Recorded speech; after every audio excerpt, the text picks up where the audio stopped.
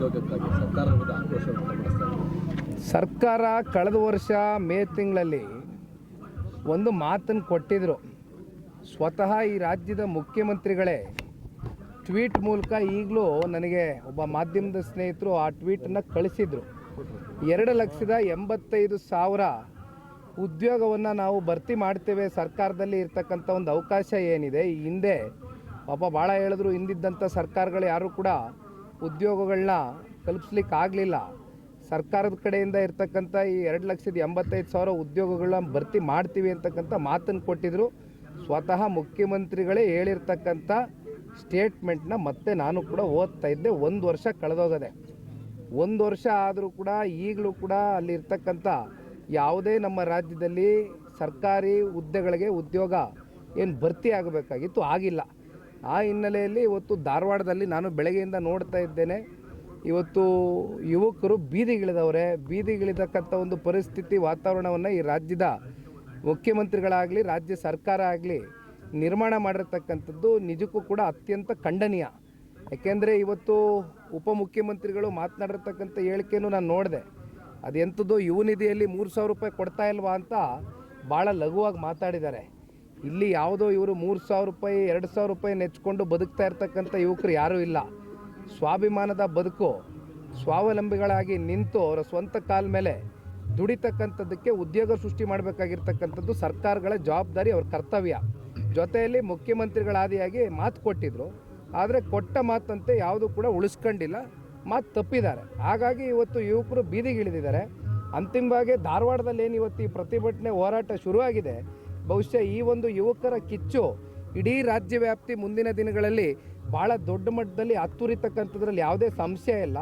ಅದಕ್ಕಿಂತ ಮುಂಚಿತವಾಗಿ ಈ ರಾಜ್ಯ ಸರ್ಕಾರ ಎಚ್ಚೆತ್ಕೊಂಡು ಈ ಕೂಡಲೇ ಏನು 2,85,000 ಭರ್ತಿ ಮಾಡ್ತೀವಿ ಸರ್ಕಾರದ ಹುದ್ದೆಗಳನ್ನ ಅಂತ ಹೇಳಿದ್ರು, ಅದನ್ನು ಮಾಡ್ತಕ್ಕಂಥದ್ದು ಸೂಕ್ತ.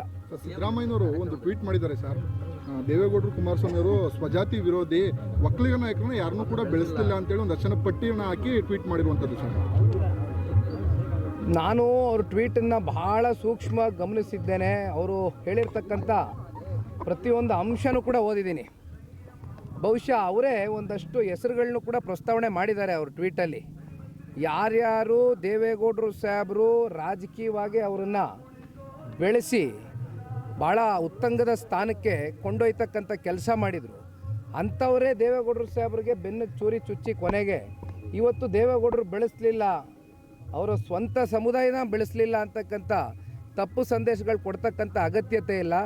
ಬಹುಶಃ ರಾಜ್ಯದ ಮುಖ್ಯಮಂತ್ರಿಗಳ ಒಂದು ಸ್ಟೇಟ್ಮೆಂಟ್ ಏನಿತ್ತು,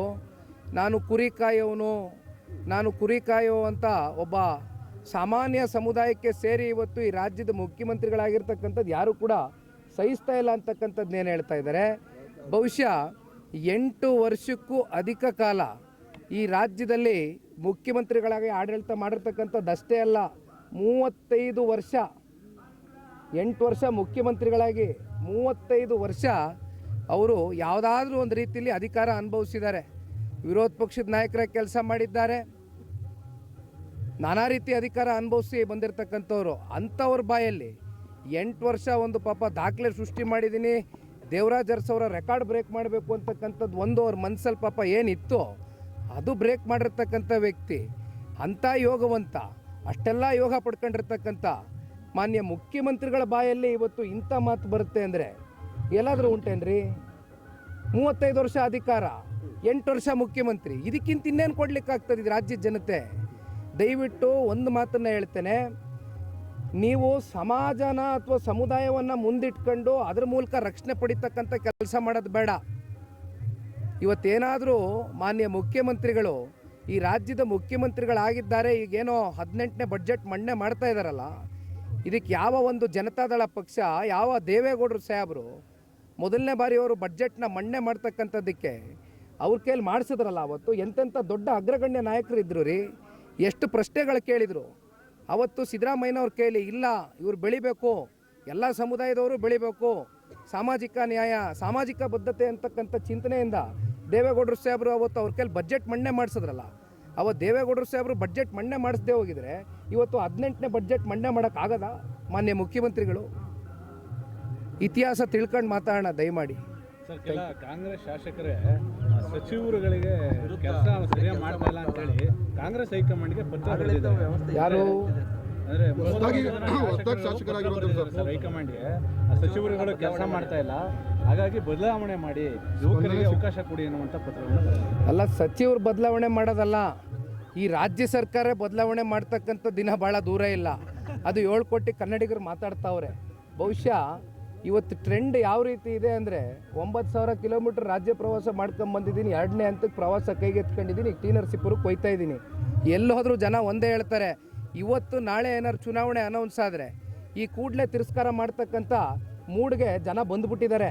ಚುನಾವಣೆ ಮೂಡ್ನಲ್ಲಿದ್ದಾರೆ ಜನ. ಜಿಲ್ಲಾ ಪಂಚಾಯತಿ, ತಾಲೂಕ್ ಪಂಚಾಯತಿ ಯಾವಾಗ ಕಂಡಕ್ಟ್ ಮಾಡ್ತಾರೆ ಚುನಾವಣೆ?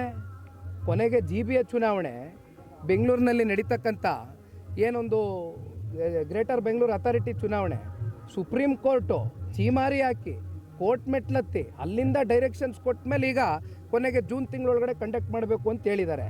ಇನ್ನು ಜಿಲ್ಲಾ ಪಂಚಾಯತಿ, ತಾಲೂಕ್ ಪಂಚಾಯತಿ ಚುನಾವಣೆ ಕಂಡಕ್ಟ್ ಮಾಡಿದ್ರೆ ಬಹುಶಃ ಬೀದಿಗೆ ಬರ್ತಾರೆ. ಅವ್ರಿಗೆ ಗೊತ್ತಿದೆ ರಿಸಲ್ಟ್ ಏನಾಗುತ್ತೆ ಅಂತ ಕಾಂಗ್ರೆಸ್ನವ್ರಿಗೆ. ಹಾಗಾಗಿ ಅಣ್ಣ ಒಂದು ಮಾತು ಹೇಳ್ತೀನಿ, ಇವರು ಯಾವ ಸಚಿವರನ್ನ ಚೇಂಜ್ ಮಾಡಿದ್ರು, ಯಾರನ್ನ ರಿಪ್ಲೇಸ್ಮೆಂಟ್ ಮಾಡಿ ಬದಲಾವಣೆ ಮಾಡಿ ಇನ್ಯಾವ ಪುಣ್ಯಾತ್ಮನ ಕರ್ಕೊಬಂದು ಕೂರಿಸಿದ್ರು ಯಾವುದೇ ಬದಲಾವಣೆ ನೀವು ಕಾಣಲಿಕ್ಕೆ ಆಗೋದಿಲ್ಲ. ಇವ್ರ ಮನಸ್ಥಿತಿಗಳು ಒಂದೇ, ಲೂಟಿ ಮಾಡಬೇಕು. ಇನ್ನು 2 ವರ್ಷ ಅದು ಎಷ್ಟು ಲೂಟಿ ಮಾಡಲಿಕ್ಕಾಗುತ್ತೋ ಲೂಟಿ ಮಾಡಿ ಕೊನೆಗೆ ಇಲ್ಲಿ ನಿಂತಿದ್ದೀವಲ್ಲ ಈ ಪುಣ್ಯ ಭೂಮಿನಲ್ಲಿ, ಕೊಟ್ರಲ್ಲ ಕಳೆದ ಚುನಾವಣೆಯಲ್ಲಿ ಕಾರ್ಡು 5,000 ರೂಪಾಯಿ ಕೂಪನ್ ಕಾರ್ಡು ಎಲ್ಲೋಯ್ತು? 5,000 ರೂಪಾಯಿ ಕೂಪನ್ ಕಾರ್ಡು ಹೋಗ್ಲಿ ಪಾಪ, ಈಸ್ಕೊಂಡಂಥ ಮುಗ್ಧ ಜನತೆಗೆ ಫಲಾನಾದರೂ ಸಿಗ್ತಾ? ಯಾರು ಫಲಾನುಭವಿಗಳಿದಾರ 5,000 ರೂಪಾಯಿ ಕೂಪನ್ ಕಾರ್ಡ್ಗೆ? ಅವತ್ತು ಚುನಾವಣೆ ದೃಷ್ಟಿಯಿಂದ 5 ವರ್ಷಕ್ಕೆ ಒಂದೇ ಚುನಾವಣೆ, ಒಂದೇ ಸಲ ಓಟ್ ಹಾಕೋದು, ತಿರಸ್ಕಾರ ಮಾಡೋಕ್ಕಾಗಲ್ಲ, ಮುಗಿದೋಯ್ತಲ್ಲ, ಕಳೆದೋಯ್ತಲ್ಲ. ಬಂದು ಆಮೇಲೆ 5,000 ರೂಪಾಯಿ ರೇಷನ್ ಕಿಟ್ ಕೊಡ್ತೀವಿ, ಇನ್ನೊಂದು ಕೊಡ್ತೀವಿ ಅಂತ ಹೇಳಿದವರು ಕಿತ್ಕೊಂಡೇ ಹೋದ್ರಲ್ರಿ. ಸಲೀಸಾಗಿ ಬಂದು ಒಳಗಡೆ ನೈಸ್ ಮಾಡಿ ಜನಕ್ಕೆ ಕೊಡಿ ಕಾರ್ಡ್ ಕೊಡಿ ಅಂದ್ಬಿಟ್ಟು ವಾಪಸ್ ಜೇಬ್ಗೆ ಹಾಕೊಂಡು ಹೋದ್ರು. ಇದು ಈ ರಾಜ್ಯ ಸರ್ಕಾರದಲ್ಲಿ ಇರ್ತಕ್ಕಂಥ ಶಾಸಕರ ನಡವಳಿಕೆ. ಸರಿ, ಮತ್ತೊಂದು ಚರ್ಚೆ ಸರ್, ಈಗ ಕುಮಾರಸ್ವಾಮಿ ಸ್ಪರ್ಧೆ ಎಲ್ಲಿ ಅಂತೇಳಿ, ಯಾಕಂದ್ರೆ ನಿಮ್ಮ ಒಂದು ಮಾತು ಬಹಳ ಚರ್ಚೆ ಆಗ್ತಿದೆ ಅಂತೇಳಿ ಸರ್. ಏನು ಚರ್ಚೆ ಅಣ್ಣ? ಯಾವ ಚರ್ಚೆ? ಚರ್ಚೆ ನಡೀತಾ ಇದೆ ಸರ್. ಅದು ಯಾಕೆ ಅಷ್ಟು ಡೌಟ್ ಮಾಡ್ತೀರಲ್ಲ? ಅಲ್ಲ, ಬರೋದೇನಿದೆ ರೀ? ಅಲ್ಲ ನೋಡಿ, ನಮ್ಮ ಪಕ್ಷದ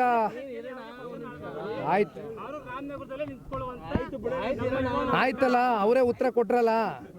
ಅವ್ರ ಆದೇಶನೇ ಅಂತಿಮ, ಕಾರ್ಯಕರ್ತರ ಆದೇಶನೇ ಅಂತಿಮ ಅಷ್ಟೇ. ಎಲ್ಲಿ ಹೇಳಿ ನಾನು? ಬಂದ ಕಡೆ ಪ್ರತಿ ಜಿಲ್ಲೆ ಪ್ರತಿ ತಾಲೂಕಲ್ಲೂ ಇದೇ ಪ್ರಶ್ನೆ ಕೇಳ್ತೀರಿ. ಒಳ್ಳೆ ಕತೆ ಐತಲ್ಲ. ಯಾವುದೋ ಒಂದು ಚುನಾವಣೆಯಲ್ಲಿ ಈಗ ತಾನೇ ಕಾರ್ಡ್ ಬಗ್ಗೆ ಹೇಳಿದೆ, ಇನ್ನು ಪಾಪ ರೌಂಡ್ ಅಪ್ ಆದಂಥ ವ್ಯಕ್ತಿಗಳು ಭಾಳ ಜನ ಇದ್ದಾರೆ. ನಿಖಿಲ್ ಕುಮಾರಸ್ವಾಮಿ ಮುಂದೆನೂ ರೌಂಡ್ ಅಪ್ ಆಗ್ತಾರೆ, ನಾ ತಲೆ ಕೆಡಿಸ್ಕೊಳ್ಳಲ್ಲ. ಯಾಕೆ ಹೇಳಿ? ಇಲ್ಲಿ ಜನಕ್ಕೆ ದುಡ್ದಿದ್ದೀವಿ, ಸರ್ವಿಸ್ ಕೊಟ್ಟಿದ್ದೀವಿ, ಕೆಲಸ ಮಾಡಿದ್ದೀವಿ. ಈ ಕುಟುಂಬ ಜನ ನಮ್ಮನ್ನು ಕಾಪಾಡ್ಕೊಳ್ತಾರೆ ಅಂತಕ್ಕಂಥ ಸಂಪೂರ್ಣ ವಿಶ್ವಾಸ ನನಗಿದೆ. ಜೊತೆಯಲ್ಲಿ ನನ್ನನ್ನು ನಂಬ್ಕೊಂಡಿರ್ತಕ್ಕಂಥ ಕಾರ್ಯಕರ್ತರು, ಮುಖಂಡರು, ನನ್ನ ವರ್ಗನ ನಾನು ಬೀದಿ ಪಾಲು ಮಾಡಿ ಹೋಗ್ತಕ್ಕಂಥ ಪಲಾಯನವಾದಿ ರಾಜಕಾರಣ ಮಾಡ್ತಕ್ಕಂಥ ಪ್ರಶ್ನೆ ಇಲ್ಲ. ಆಯ್ತಲ್ಲ? ಪದೇ ಕೇಳಬೇಡಿ. ನಾನು ರಾಮನಗರ ಪದೇ ದಯಮಾಡಿ ಹೇಳ್ತೀನಿ, ಫಿಕ್ಸ್ ಆಗಿ ಹೋಗಿದ್ದೀನಿ, ಯಾವುದೇ ಅನುಮಾನ ಬೇಡ.